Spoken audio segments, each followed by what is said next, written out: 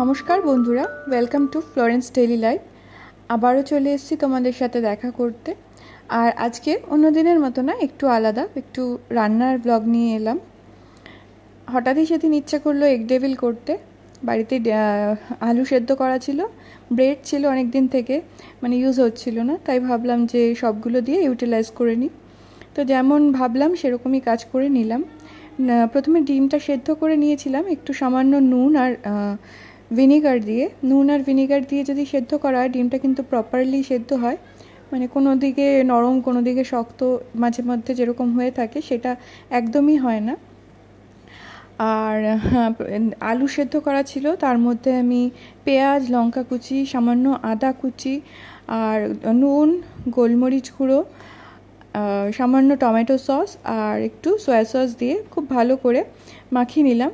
আর সাথে আমার কাছে একটু চিকেনও ছিল সেদ্ধ করা, সেটাকেও আমি হাত দিয়ে ভালো করে মিশিয়ে মাখিয়ে নিলাম। সব কিছু দিয়ে খুব ভালো করে একটা মিক্সচার তৈরি করে নিয়ে সেটাকে আমি কিছুক্ষণ কড়াইয়ের মধ্যে তেল দিয়ে হালকা করে নাড়িয়ে ছাড়িয়ে নেব, যাতে সেদ্ধ আলুর যে একটা মানে কাঁচা কাঁচা কেমন একটা থাকে সেটা না থাকে, মানে সুন্দর একটা পুর মতো তৈরি হয়ে যায়। সেই জন্য আমি কড়াইতে দিয়ে ভালো করে নাড়িয়ে চাড়িয়ে নিলাম কিছু সময়ের জন্য। আর তারপরে যেরকম হয় ডিমটাকে সেদ্ধ করে ঠান্ডা জলে, বরফ জলে রেখেছিলাম, তাতে কিন্তু ছাড়াতে খুব সুবিধা হয়, খুব ইজিলি ডিমের খোসাটা ছেড়ে যায়। আর সব কিছু দিয়ে এই ডিমটা ভালো করে সেদ্ধ করার পরে আমি ছাড়িয়ে নিলাম। আর যে ব্যাটারটা পুরটা তৈরি করেছিলাম সেটা দিয়ে প্রথমে ডিমগুলোকে কেটে নিয়ে ডিমের চারিদিকে একটা বলের মতো করে গড়ে নিয়েছিলাম। ডিমটাকে মাঝখানে দিয়ে আলুগুলো দিয়ে ভালো করে বলের শেপে বা ডেভিলের শেপে গড়ে নিয়েছিলাম। তারপরে যে ব্রেডটা ছিল সেটা দিয়ে মিক্সিতে নিয়ে আমি ব্রেড ক্রাম্বস করে নিয়েছি। আর ডিম একটা ডিম নিয়েছিলাম, দুটো ডিম নিয়েছিলাম, সেই ডিমটাকে একটু নুন গোলমরিচ দিয়ে ফেটিয়ে নিয়েছিলাম। এরপরে এই যে ডিমের ডেভিল গোল গোল বলটা বানালাম, সেই বলটাকে নিয়ে ডিমের গোলার মধ্যে চুবিয়ে তারপরে ব্রেড ক্রাম্বস দিয়ে কোট করে ছাকা তেলে ভেজে নিলাম। ব্যাস, রেডি হয়ে গেল আমাদের এগ ডেভিল। তো অনেক সময় সন্ধ্যার দিকে আমাদের কিছু টুকটাক ঝাল ঝাল ভাজাভাজি খেতে ইচ্ছে করে, তো সেই জন্যই সবসময় তো বাইরে থেকে কিনে এনে খাওয়া সম্ভব হয় না, বাড়িতে এরকম চটজলদি কিছু উপকরণ দিয়ে বানিয়ে নেওয়া যেতেই পারে। তো সেরকমই একটা বানিয়েছিলাম, একটা ইভিনিং ট্রিট, একটা ইভিনিং স্ন্যাক্স, একটা ইভিনিং পার্টির মতো হয়ে গেছিলো। তো বেশ ভালোই লাগছিল, টেস্টেও বেশ ভালো হয়েছিল, সবাই খুব অ্যাপ্রিসিয়েট করেছে। তো তোমাদের কেমন লাগলো সেটা তোমরা দেখে আমাকে জানিও।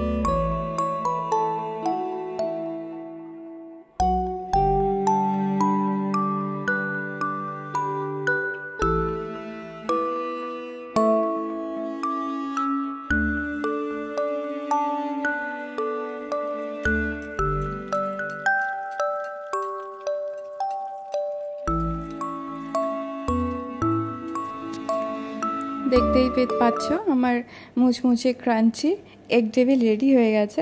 আর একটু ডেকোরেট করে নিয়েছিলাম পেঁয়াজের সাথে, আর একটা টমেটো দিয়ে ছোট্ট গোলাপ বানিয়েছিলাম।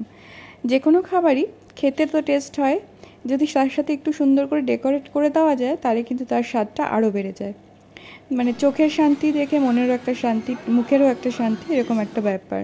সব কিছুই যদি সুন্দর করে একটু পরিপাটি করে সাজিয়ে গুছিয়ে দেওয়া যায় তাহলে মনে হয় তার স্বাদটা মানে অনেকটা বেশি হয়ে যায়। তো সাথে একটু কোল্ড ড্রিঙ্কসও ছিল, সেটাও নিয়ে নিলাম। আর হাজব্যান্ডের সাথে একটা সন্ধ্যেবেলা ইভিনিং ট্রিট নিয়ে নিলাম।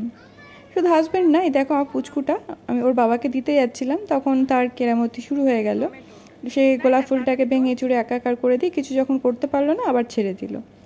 যাই হোক, ছোট মানুষ এরকম তো করবেই। তো ওকে দিয়ে দিলাম, আর ওর ভালোও লেগেছিল, বেশ ভালোই খেতে হয়েছিল, আমাদের সবারই ভালো লেগেছে। তো আমরা এইভাবেই সন্ধ্যাটাকে এনজয় করলাম অফিস থেকে ফেরার পর একটা ছোট্ট ট্রিট দিয়ে। তো তোমরাও নিজেরা মাঝে মধ্যে এইভাবে ছোটোখাটো ট্রিটের মাধ্যমে নিজেদের জীবনটাকে, দিনগুলোকে আরও রঙিন করে তুলতে পারো। সবাই খুব ভালো থেকো, দেখা হবে পরের ভিডিওতে, ব্লগে। তো ততক্ষণের জন্য বাই।